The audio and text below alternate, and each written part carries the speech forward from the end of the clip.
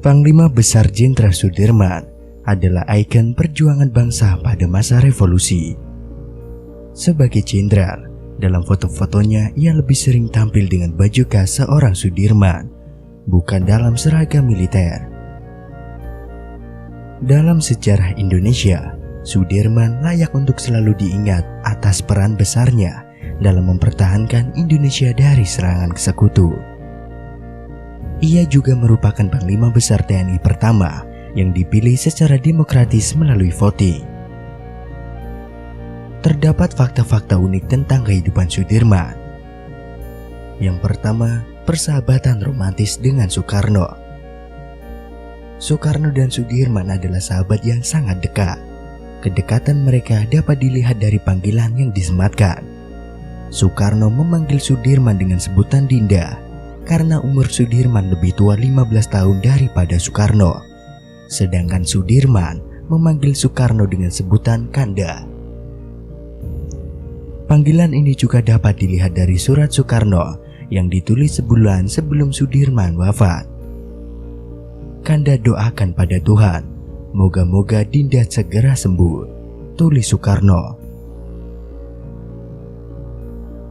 Sejak lahir, Sudirman tidak hidup dengan orang tuanya, melainkan dengan saudara dari ibunya yang bernama Raden Cokro Sunaryo, yang saat itu menjabat sebagai camat. Karena itu, di kemudian hari, Sudirman mendapatkan gelar Raden karena dianggap anak sendiri oleh Cokro Sunaryo. Bahkan, hingga usianya menginjak 18 tahun, Sudirman tidak pernah tahu siapa orang tua aslinya. Meskipun bersahabat, Sudirman dan Soekarno sempat bertengkar.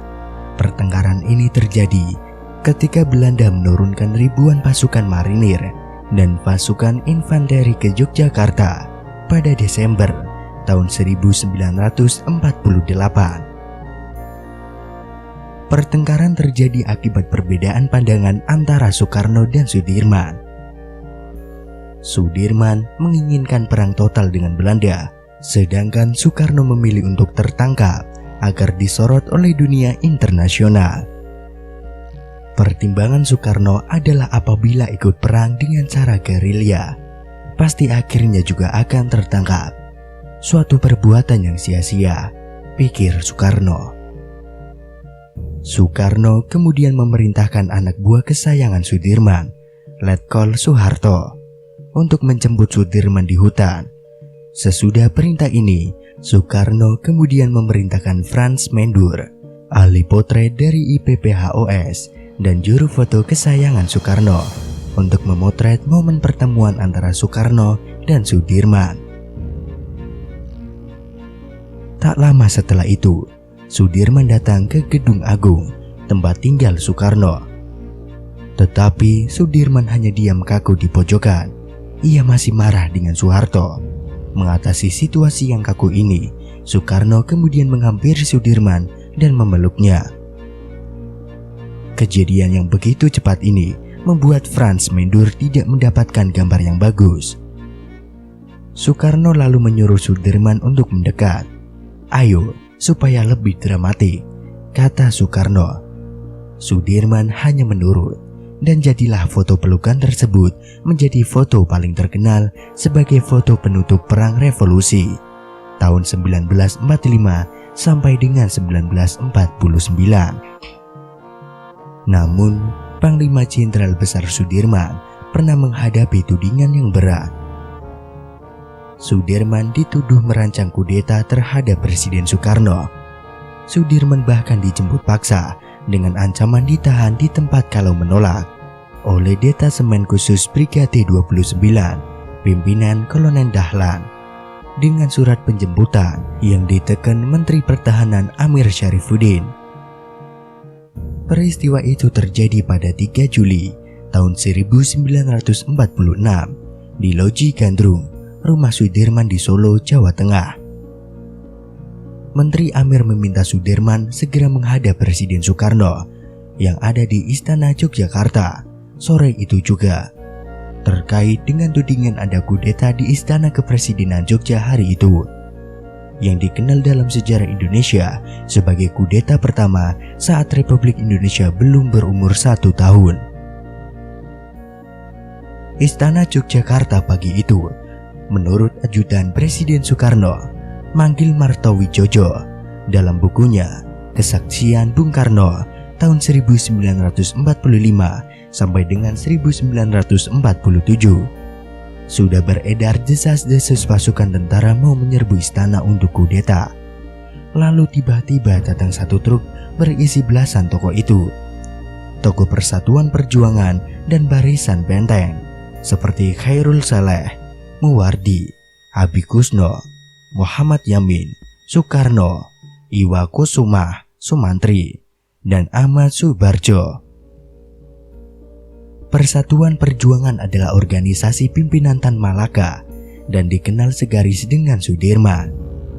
Juga Mayor Jenderal Sudarsono, Panglima Divisi Yogyakarta. Sudarsono juga terlibat memimpin rombongan dan masuk istana dengan mobil lain.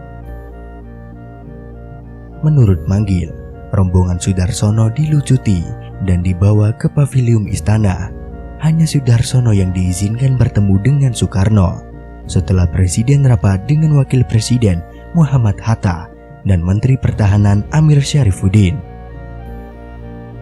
Sudarsono menyerahkan maklumat ke Soekarno dan mengklaim itu atas persetujuan Panglima Besar Jenderal Sudirman. Kepada Soekarno, Hatta seperti dituturkan dalam biografinya, menyebutkan Sudirman tidak terlibat. Sebelumnya di ruangan sebelah, Hatta berbicara dengan Jenderal Urip Sumoharjo yang mengatakan mustahil Sudirman menulis surat semacam itu, terutama untuk presiden. Hatta juga menemui Sukiman, satu dari sejumlah anggota staf penasihat Sudirman, yang mengaku tak tahu soal maklumat yang dibawa Sudarsono. Hatta lalu berbicara dengan Soekarno. Sudarsono akhirnya ditahan. Perseteruan muncul karena Sudirman dianggap tak layak memimpin tentara. Kubu Syahrir dan Amir menganggap tentara Indonesia harus baru, bebas dari fasisme dan militerisme, bukan didikan atau buatan Jepang. Sikap Syahrir dan Amir dianggap tak realistis karena saat itu tentara yang siap justru dari hasil didikan Jepang, yang jumlahnya sekitar 2 juta orang di Jawa dan Bali.